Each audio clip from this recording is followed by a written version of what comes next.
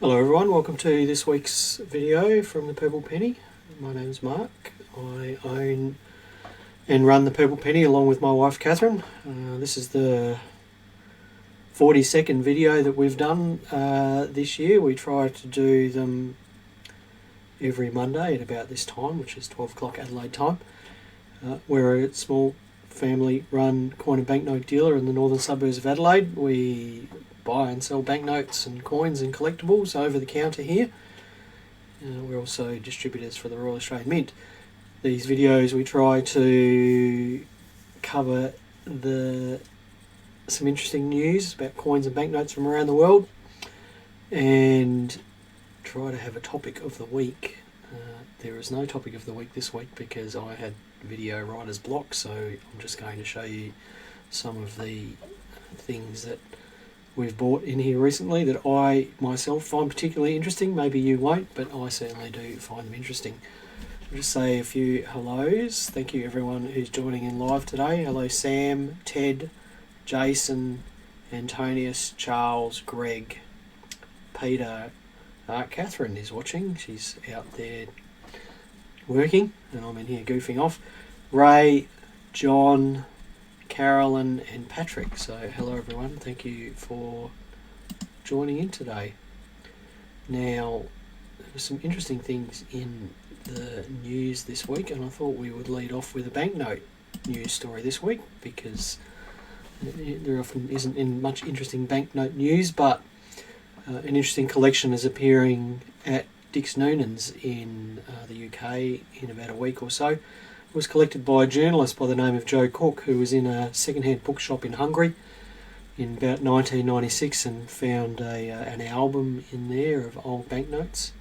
Bought those, and that kicked off a hobby that he continued for the next 6 or 7 years until he started his own journalism business and simply ran out of time.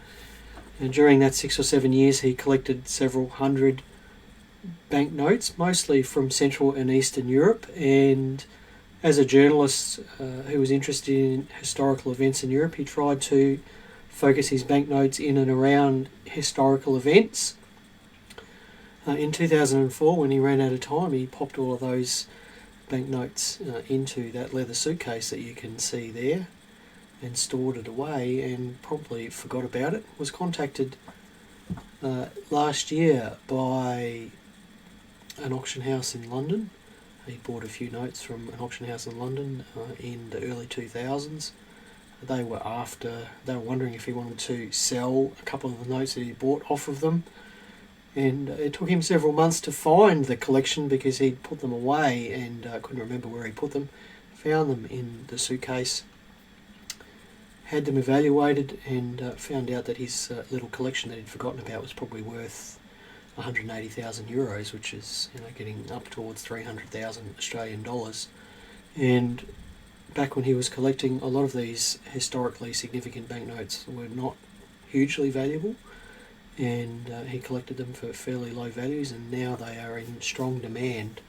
And one note in particular was a Hungarian printer's proof. Printer's proof is a note specifically printed by the printer for approval of the country in question, and that note he paid 475 euro for in about 2002, and it's been valued at 7,200 euros. So quite a nice little collection there that he'd forgotten about, and was Joe Cook was quite candid in his article about the fact that he'd forgotten about this collection, and he was stunned when he realised what it was worth after it had been evaluated.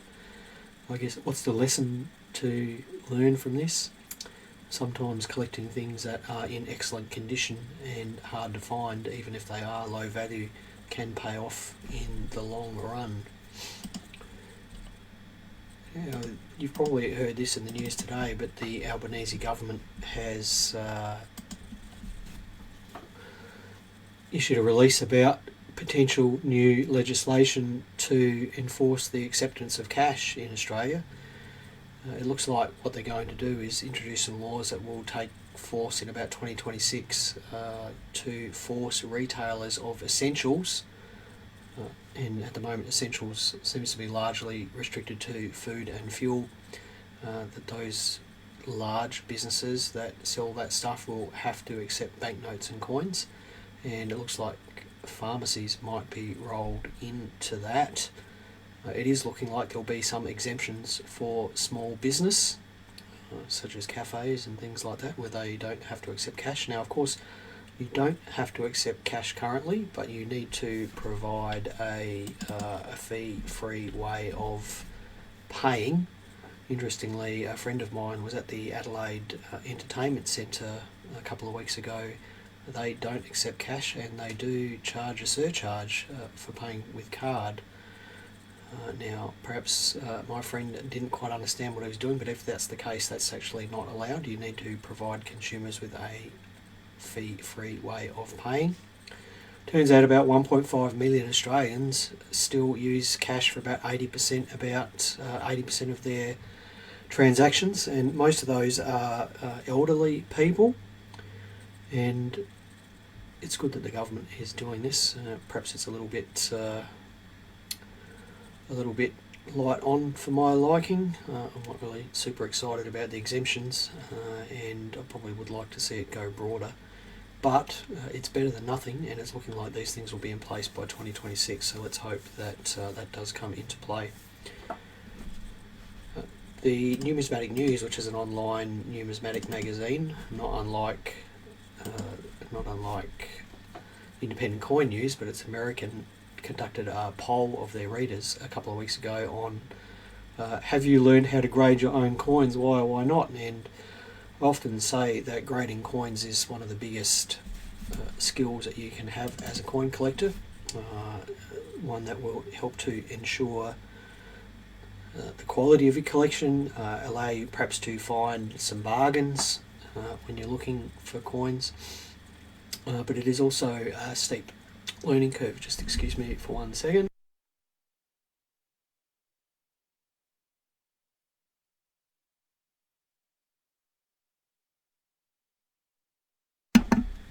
Sorry, just had to sneeze again there. So what do the Numismatic News readers have to say about grading? I picked out some interesting comments there. One collector said, "I leave it to the professionals who have more experience." And that's fine, but then of course you are reliant on the professionals being honest and reliant on them actually knowing what they're doing. Another collector said that he learnt to grade at a young age, and of course in the USA, where most of these respondents live, PCGS and NGC have been third-party graders for the better part of 30 years.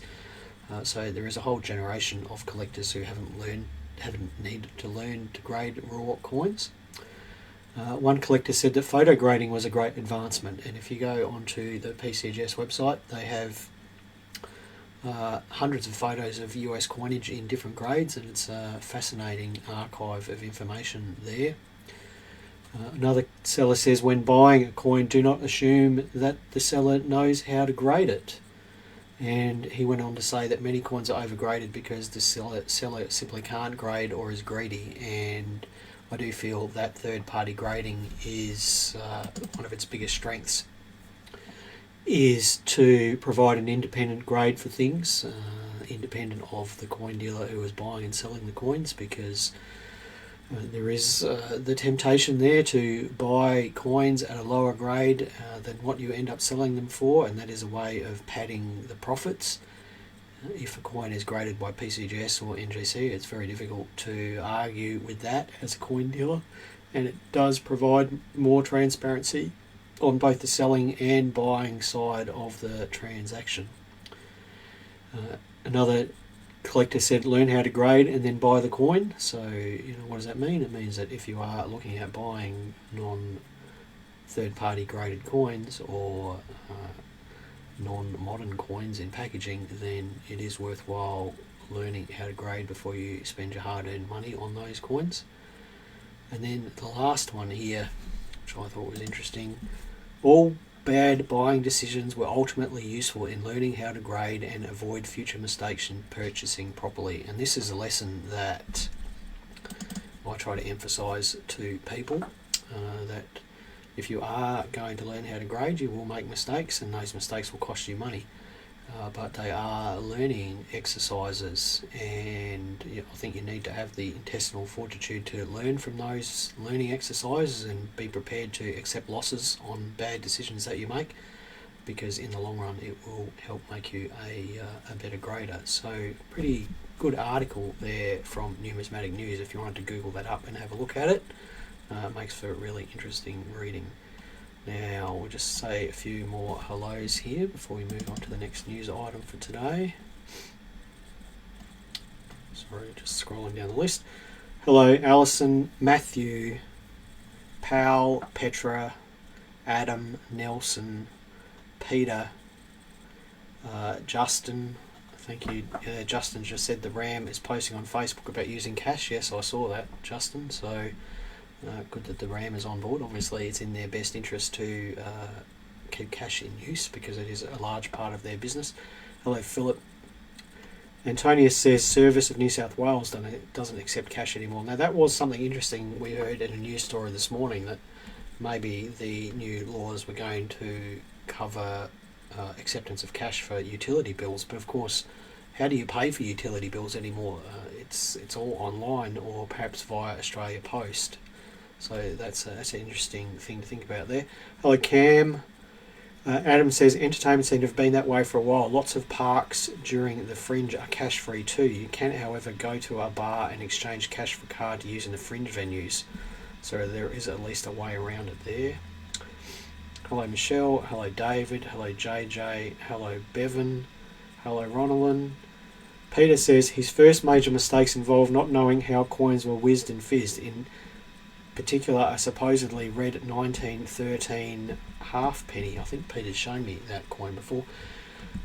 Yeah, look, the very first coin I ever sent off to PCGS for grading in 2007, I bought at an ANDA show in 2007. It was a 1910 threepence, and it was bought off of a now deceased Melbourne coin dealer who had a reputation for improving his coins. I picked out this 1910 threepence, very pleased with it, sent it off for grading, and it came back clean.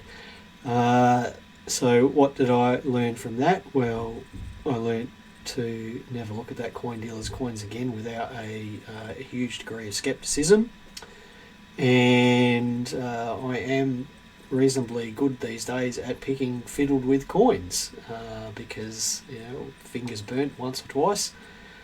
Mind you, we are not perfect. We are not perfect, Catherine and I, and every now and again we still get a coin back from PCGS that has been cleaned or repaired or has something on it. Now, what do we learn from that? We learn to look at that coin and understand what we missed with it, and file that away in the old mental filing cabinet and try not to make that decision again. Peter says, Mark, I hope you're responsible with that coin dealer's demise. No, Peter, I didn't have him bumped off. I wasn't that upset over it. It's not that big a deal. But I can tell you, Catherine and I were always very careful when we were looking at their stock from that point forward. So, these lessons are learnt, and in the long run it has made us better coin graders. So I must thank that particular dealer for opening my eyes to that sort of behaviour. Now, the next story is about coin mystery boxes, and this is something I believe that was started by NGC, and it's a process whereby you buy a sealed box of slabs for a certain amount of money, and the box contains a random selection of coins, and every now and again one of the boxes has a better coin in there, and I guess it's akin, I don't know if anyone's a video gamer out there, but it's akin to loot boxes in video games, where you spend smallish amounts of money on a video game loot box and open it up, and hopefully you find something that is worth more in game. And this is a similar process, but with coins. Now, NGC did this, and there's a coin dealer in California that's doing it too, called Witter Coins, and they're creating these things called Witter Bricks, and they've teamed up with CAC, who are a third-party coin accreditation service. Now all of the coins for these boxes are hand-selected by one of the founders of CAC, and they guarantee that each box contains at least 70% of the value that you pay for it. They had boxes in 3 tiers available, $375, $1,000 and $5,000, and that's the US dollar prices. And people would buy these boxes and hope that there was a coin in their box which was worth more. And it turns out for one lucky collector that was the case. They found a 1907 St Gordon's high relief $20 in CAC MS64, conservatively valued at US $40,000 to $50,000. So what do I think about this? I'm a bit on the fence about it. It is just gambling as far as I'm concerned, and I am not a gambler. But I guess if you've got the money to burn, it's not the end of the world to get a box full of nice coins, even if they are worth a bit less than what you paid for them.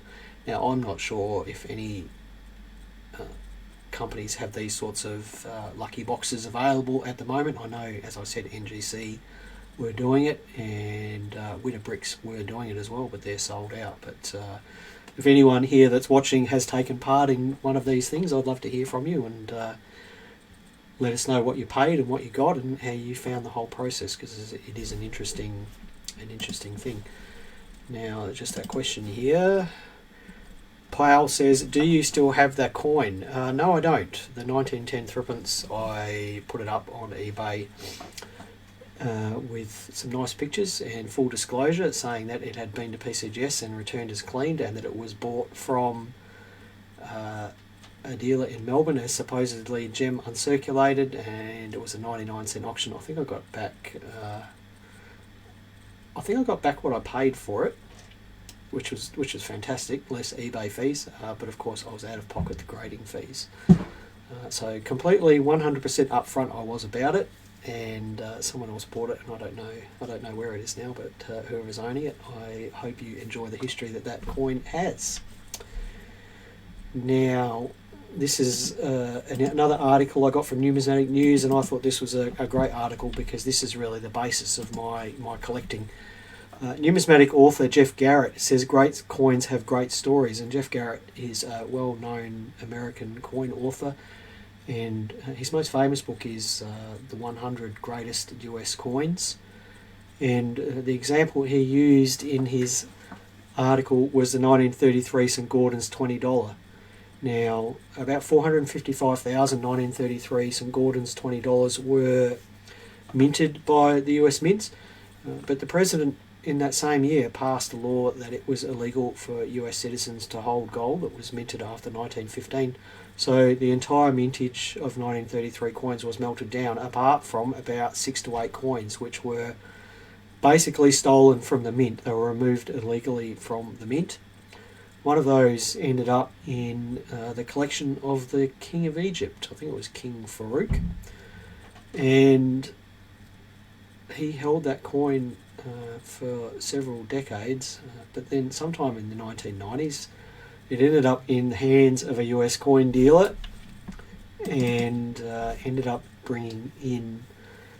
getting into America, and it was actually seized by the US Secret Service in the 1990s because the US government considered it to be a stolen coin. They seized that coin in the 1990s, and there was basically a 10-year legal battle for the ownership of that coin. Eventually it was returned to the dealer and sold in about 2004 for about $8 million US, and then it sold again in 2021 for about 18 million US dollars, which is the most expensive US coin ever sold. And the author Jeff Garrett says that if it wasn't for the story of this coin, it wouldn't be worth that much money, because there are other US coins which are rarer and harder to obtain and in better condition that are worth a fraction of what this coin is. So it is the story. It is the story that makes this coin valuable. And for me, in my collecting, the things that I treasure the most in my collection are the ones that have the stories, whether they're a personal story that is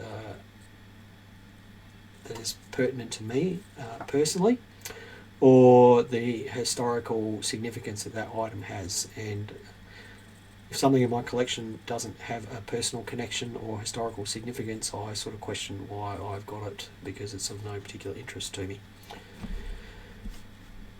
Next item in the news was, now this is really interesting. Much of Central and Eastern Europe was a battlefield in the 1940s, and 1944 and 1945, and metal detectorists are finding artefacts all the time, and a German grave was found by a metal detectorist recently.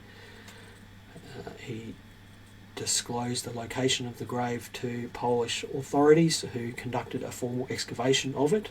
It was probably a soldier who died in February 1945 in this area next to a lake. There was a large battle there for the possession of a bridge between German forces and Russian forces. Local authorities excavated the grave, and it seems likely that there is another graveyard underneath that one, or perhaps even two, because as they were excavating this German soldier's grave, they found stone tools dating back to 7000 BC. So perhaps there's a Neolithic graveyard under there somewhere. And they also found Roman and medieval coins in the same area.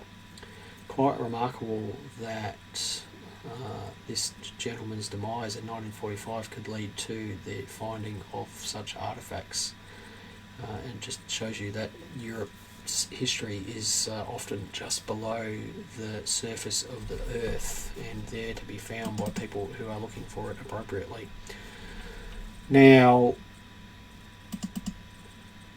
I said that we weren't going to have a topic of the day, so what I thought we'd do is just talk about some things that we've bought recently, or I've rediscovered, because we've been having a bit of a clean up this week, and I would share those with you. Well, actually, before we get into that, I will just talk about something else.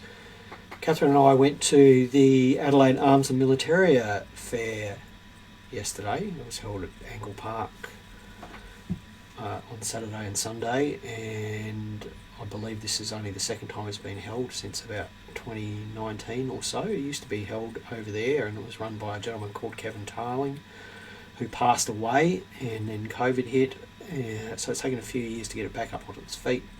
And it was a very busy show, and Catherine and I always used to go along because there was usually some coin dealers there and some badges and medals and medallions and things that interest us. So we went along yesterday. So the number of dealers was much lower than it was previously, but it was still good fun. What was interesting was the compliance with the legislation about not being able to display or trade items with the SS rune or the Nazi symbol, the swastika. And clearly the dealers don't understand the implications of that legislation, because we did see people selling items with the swastika on them, and they believe that if they just put some tape over the swastika, then they could sell those. And of course the legislation says it's illegal to trade in them at all, regardless of whether the symbol is on display or not. And there was one dealer who had Nazi flags just sitting on the bench, just on full display. So it's just interesting that either those dealers don't understand the legislation or are choosing to disregard it. But, that being said, none of those dealers were spouting Nazi ideology or political opinions or anything like that, so they probably think if they're not doing that, then they're okay with it. We did have one chat to a dealer, and he didn't bring anything with the Nazi symbology on it, even though he said he has quite a lot of it, because in his own words, he doesn't want to be the test case. He doesn't want to be at the show when authorities do show up and crack down on people that are selling this sort of stuff, and he doesn't want to be the test case. So just interesting how dealers are complying with that and the effect that's having on the market. So just an interesting observation. Right, let's have a look at some purchases that we made recently. So if you're a collector of Australian pre-decimal coins, you would know that we received our own native currency in 1910. The silver coins were minted in 1910 with Edward VII's portrait on them. They were all minted in the UK. And copper coins didn't start until 1911. None of the 1910 coins are what we would call low mintage. They are all scarce in higher grades, except for perhaps the threepence, which we do see in higher grades reasonably often. And it was very nice to be able to buy this 4-coin type set over the weekend in reasonably nice match grades and in nice original condition. So you've got a 1910 florin, shilling, sixpence and threepence there. And the florin is probably good, very fine, and all the rest would be EF or AU. Just a lovely match set there with no real problems amongst any of them. And it was just nice to see all 4 coins together in the same place at the same time. And again, this is one of these things that knowing how to grade coins has allowed us to buy this. We bought this from another dealer at what I feel like was a good price, because I didn't agree with the grading at all. So just watch out for this popping up on our website in the next few weeks. We'll keep this set together because I think we bought it together. It should stay together. Glenn says, I do think many people knowing that selling Nazi memorabilia is illegal. Not sure quite what you're saying there, Glenn. I will just say that I'm not sure if many people do know that it's illegal, but I would be surprised if dealers in that merchandise didn't know. I would be very surprised, because it is quite talked about in dealer circles. 3 medallions there that we purchased recently. I do like medallions. I don't sort of really collect them. I do like them because of the range of variety that's available. I enjoy seeing ones I haven't seen before. I enjoy seeing them in better condition for ones that I have seen before. There are literally thousands of different Australian medallions that have been produced since the middle of the 1800s to date. And if you don't have a copy of Les Carlisle's Historical Medals and Medallions, you should try and get one if you can find one, because it's, I guess, the go-to resource for these sorts of things. So what have we got there? Up the top there, we've got a silver-plated medal that was released in 1915, probably to raise funds for soldiers that were operating overseas. I've seen a couple of medals that use the same obverse there with the 2 gentlemen there, but that's the first time I've seen this one with that reverse. So that was a great discovery for something that just came into the shop last week. The middle there is a little gold-plated medallion from the Adelaide exhibition in 1905. You could go along to the exhibition and buy a souvenir, and it actually says on that little thing that it was struck at the exhibition mint. So that would have been pretty neat to go along and hand over your sixpence or whatever it was and get one of those medallions directly from the press in 1905. Of course, the Royal Australian Mint still does that these days. You can buy your counter-stamped dollar coin at various coin shows. And then the bottom one there is a 9-carat gold medallion that was awarded at the 1952 Adelaide International Exhibition. This was back in the day when you won something, they actually gave you something of value. So I think it's about a 12-gram, 9-carat medal, and it's been awarded to the Department of the Army. I wish I knew what for. I've been through Trove online trying to find what it was awarded for, but if anyone out there wants to jump online and try and figure out why the Department of Army got a gold medal in 1952 at the Adelaide International Exhibition, I'd love to hear from you.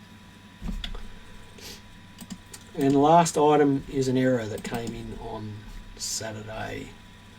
It's always nice to see a real error. When you've got a coin shop like we do and you see as many coins as what we do, you realise how scarce errors are, because we very rarely ever see them. And this came in with a bunch of badges and medallions. Actually, it was just in the middle of them. So it's a 1966 1-cent piece, and it's been struck perhaps about 20% off centre, so completely out of the collar die. Much of the design is missing, and you've got a nice big lip on it there, and in error collecting circles. You might call that a baseball cap error because it looks vaguely like a baseball cap.